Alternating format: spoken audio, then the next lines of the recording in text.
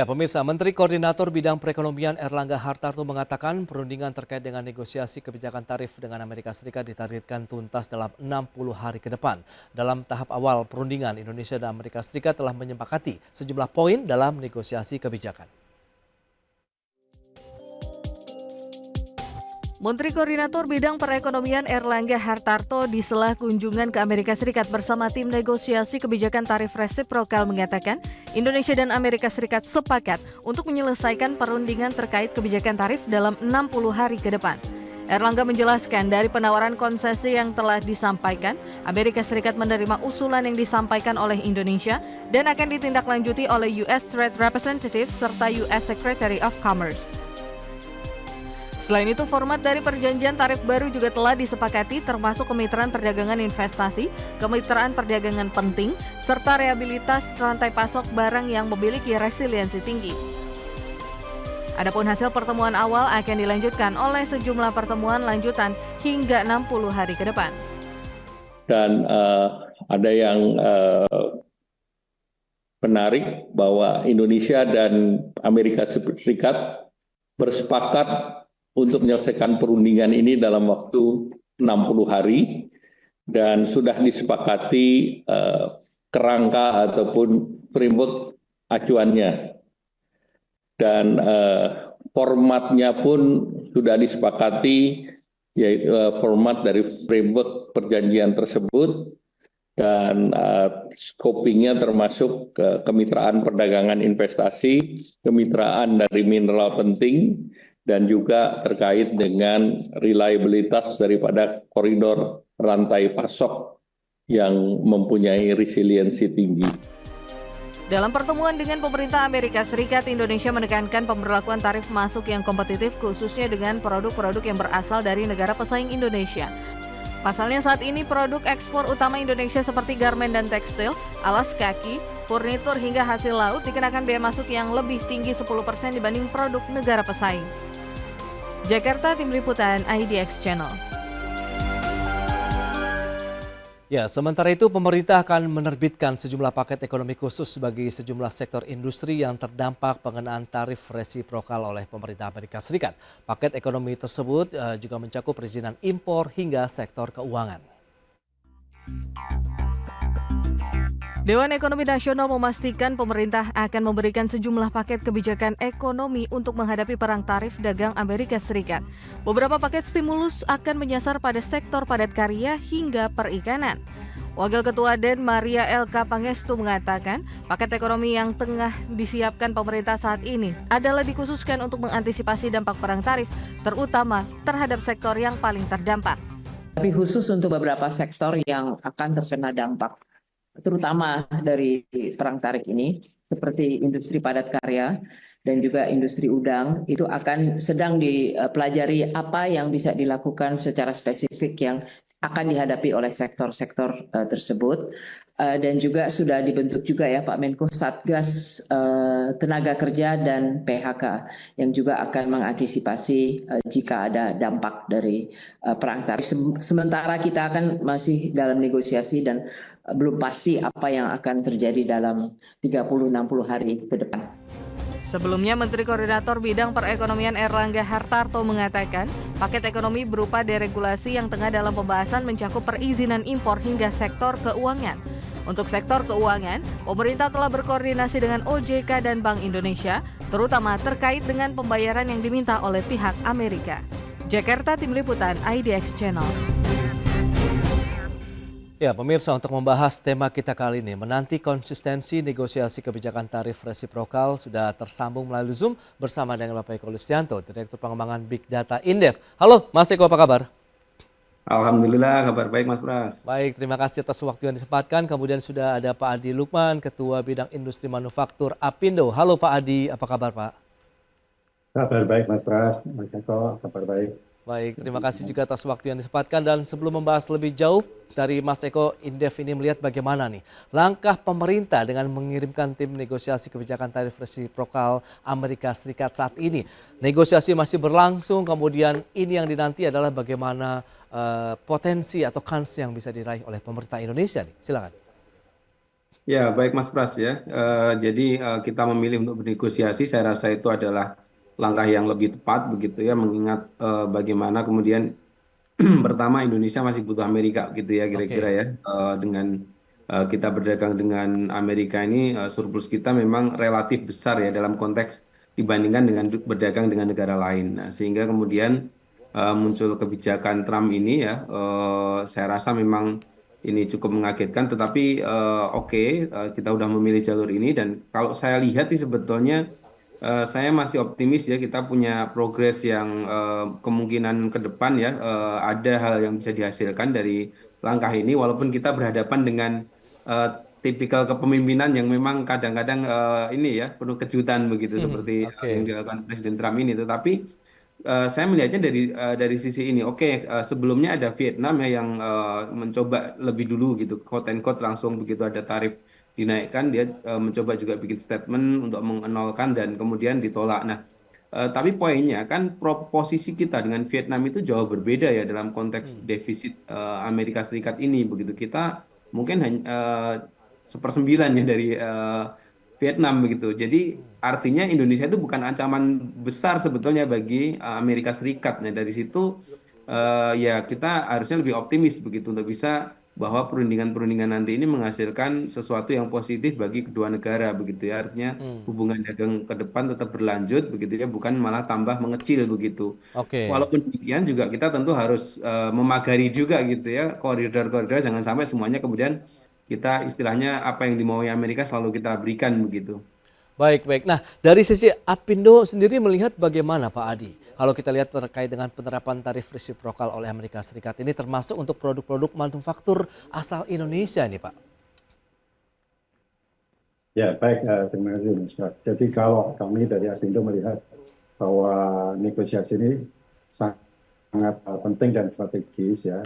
Sebenarnya kalau Indonesia dan Amerika itu menurut kami saling komplementari, saling membutuhkan. Apalagi di bidang agro dan pangan ya. Amerika itu banyak membutuhkan produk-produk dari Indonesia dan termasuk kopi, kakao, sawit, udang, dan lain-lain. Tapi kita juga butuh dari Amerika. Kita butuh kedelai, kita butuh jagung, susu, dan lain, gandum, dan lain sebagainya. Jadi sebenarnya kita tidak saling bersaing. Meskipun memang kita harus akui bahwa perdagangan kita masih surplus terhadap Amerika. Nah, kalau kita lihat secara total, harusnya surplusnya itu tidak terlalu besar. Surplus secara total Indonesia kan antara sekitar 11 sampai 20 miliar US dollar. Oleh sebab Oke. itu, dengan tim yang dipimpin Pak Menko ke Amerika untuk negosiasi dan kita menawarkan berbagai usulan, itu saya kira sangat tepat sekali. Baik, tapi dengan penundaan penerapan tarif selama 90 hari ke depan, apa yang bisa Anda cermati begitu? Apakah ini langkah Indonesia yang juga harus dioptimalkan dengan sebaik-baiknya juga begitu Pak? Ya, pertama kita harus mengoptimalkan masa tenggang 90 hari ini. Mudah-mudahan keputusan nanti pada saat 90 hari sangat kondusif bagi Indonesia sehingga kita bisa terus melanjutkan kerjasama kita dengan Amerika. Tapi ada Baik. dua hal menurut saya yang harus dicermati. Dampak ini terhadap ekonomi Indonesia terkait dengan kenaikan tarif yang sangat tinggi terhadap China, termasuk juga kapal China ke Amerika, di mana ini Oke. akan mempengaruhi sistem logistik secara global yang ujung-ujungnya akan berdampak negatif terhadap Indonesia juga karena biaya logistiknya akan mahal. Dan kemudian yang kedua adalah bagaimana kita harus mengantisipasi banjirnya produk-produk China yang tidak bisa dijual ke Amerika, Ya. akan banjir ke negara termasuk Indonesia. Dua hal ini yang menurut kami harus diwaspadai. Baik, baik. Nah, Mas Eko, lantas Anda melihat seberapa jauh jadinya efektivitas negosiasi yang dilakukan oleh pemerintah Indonesia nih saat ini terkait dengan tarif masuk tadi begitu, terkait dengan produk-produk Indonesia setelah mungkin nanti diberlakukan begitu. Ya, ini negosiasi masih berlangsung ya, jadi ada proses ya, seperti disampaikan Menteri targetnya adalah 60 hari gitu ya, kalau nggak salah Pak Airlangga menyampaikan begitu. Nah, Oke. tentu ini ya dari sisi tadi ya bahwa seperti dibilang Pak Adi ya bahwa ini sebenarnya Indonesia dengan Amerika Serikat itu saling membutuhkan begitu, sehingga menurut saya sih ada potensi ya untuk ketemu deal lah gitu ya. Oke. Oke, mungkin tetap ada tarif gitu ya, tetapi ya jangan 32% lah kira-kira begitu ya, sehingga nanti ke depan yang namanya negosiasi tentu biasanya yang dicari kan win-win solution ya, tentu tidak pasti ada yang harus dikorbankan baik dari Amerika maupun dari kita begitu untuk bisa menghasilkan sebuah kesepakatan ya. Saya rasa ke depan peluang-peluang itu ada begitu ya, dan tapi apapun kesepakatannya memang akan terdampak ya saya rasa ke dalam negeri juga begitu Mas Pras, karena kan Oke. ini kedua belah pihak ibaratnya ada beberapa aspek yang harus saling mengalah kira-kira begitu ya, sehingga kemudian itu akan berimplikasi. Tetapi kalau kita kan melihatnya prospek ke depan ya, bahwa hubungan dagang ini tetap berlanjut, dan kemudian mudah-mudahan karena tadi sifatnya adalah komplement ya, saling melengkapi sebetulnya, masih bisa diekspans begitu ke depan, mungkin Oke. juga seiring dengan katakanlah ini ya membaiknya perekonomian begitu. Jadi ada gambaran, ada ruang sebetulnya untuk bernegosiasi, dan ya mudah-mudahan sih tidak ini ya, tidak sampai kemudian tanpa hasil. Artinya tanpa hasil itu ya ngotot-ngototan, kalau ngotot-ngototan pasti tidak akan ketemu solusi begitu. Nah, tadi kekhawatiran dari pihak Apindo adalah banjirnya nih produk-produk China begitu, dengan di-ban-nya produk-produk mereka ke sana, ditutupnya akses ke sana. Anda melihat bagaimana posisi Indonesia akhirnya begitu? Ya tentu begini, kalau produknya itu legal ya sebenarnya kan memang kita ada Hmm, perjanjian kerjasama ya dengan negara lain ya, termasuk dengan oke. China gitu, sehingga mungkin itu tidak bisa kita cegah secara Hmm, langsung begitu. Tetapi paling tidak ya yang mungkin juga diperlukan pada hari-hari ini adalah iya pengetatan dalam konteks pengawasannya begitu ya, bahwa memastikan bahwa produk ilegalnya tidak bisa masuk begitu ya, yang oke. sifat-sifatnya ilegal itu harus diperkuat. Saya rasa domain bea cukai di sini sangat penting begitu ya, bagaimana memastikan pelabuhan-pelabuhan di kita juga ini ya pengetatan di dalam konteks pengawasan, tidak hanya dari China ya, saya rasa juga entah itu dari Vietnam atau dari negara lain juga penting begitu, karena ini adalah bentuk komitmen untuk melindungi pasar domestik. Terus Oke. yang kedua juga mungkin kaitannya dengan upaya meningkatkan kualitas dari produk kita juga begitu. Walaupun bisa Hmm. masuk, tapi kalau kualitas produk kita bisa bersaing, sebetulnya saya yakin masyarakat Indonesia juga akan lebih cenderung untuk memilih produk dalam negeri begitu. Dan itu harapannya ada ya dari kebijakan-kebijakan dari pemerintah untuk mendorong produk dalam negeri tetap di ini ya dibeli oleh masyarakatnya sendiri begitu. Baik, lantas kalau kita bicara mengenai strategi begitu, upaya-upaya yang dilakukan oleh pelaku bisnis manufaktur begitu, ke depannya akan seperti apa? Kita akan bahas nanti di segmen berikutnya, Pak Adi. Kemudian Mas Eko, kita akan jeda dulu sebentar ya, dan pemirsa tetaplah bersama kami.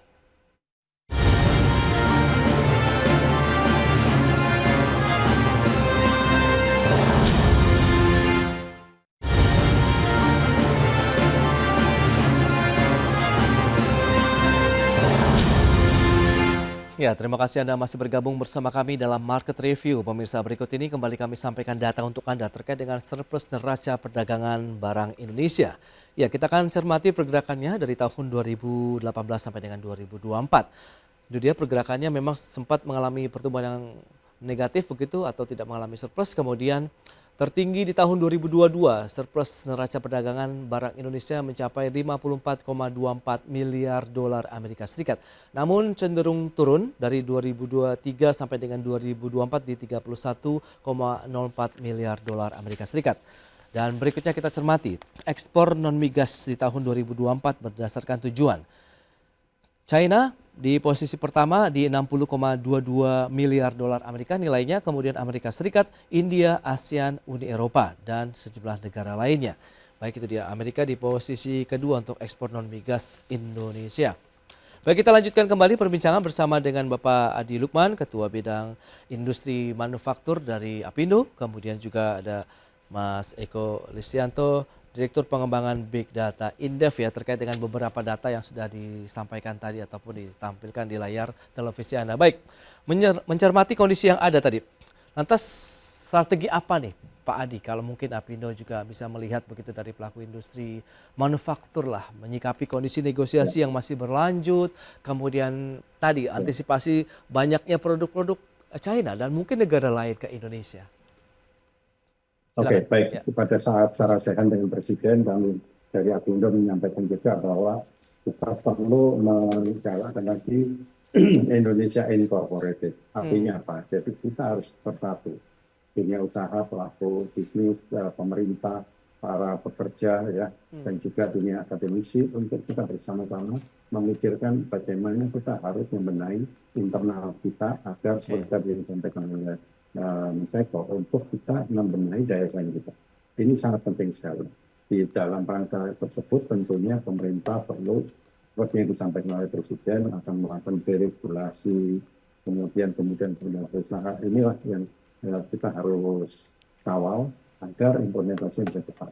Sehingga dengan demikian dunia usaha akan terbantu untuk kita meningkatkan daya saing kita. Ini sangat penting sekali. Dan kita sangat menanti deregulasi ini benar-benar menjadi timing yang sangat tepat sekali dalam rangka mengantisipasi Trump 2.0 ini.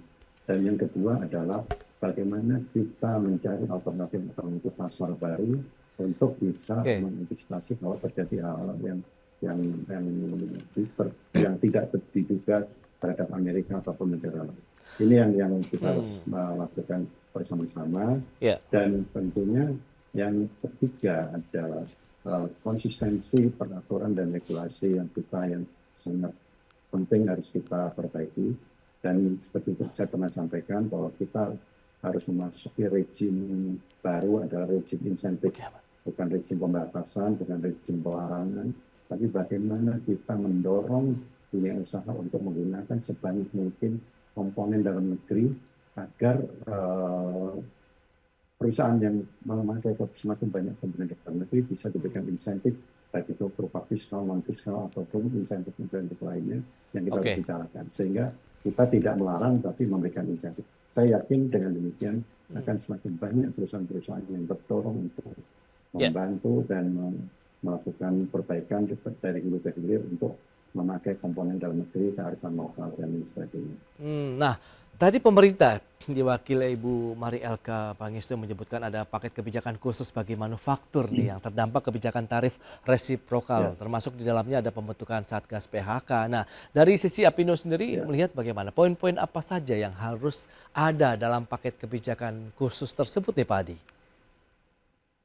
Ya, pertama adalah kita apresiasi ada Satgas PHK, kemudian kita sedang menanti task force atau satgas yang akan dibentuk oleh pemerintah untuk membenahi melaksanakan deregulasi ini. Ini sangat penting. Kita melihat banyak sekali aturan-aturan yang tumpang tindih baik dari pemerintah pusat maupun pemerintah daerah yang ujung-ujungnya akan menjadi beban ekonomi dunia usaha.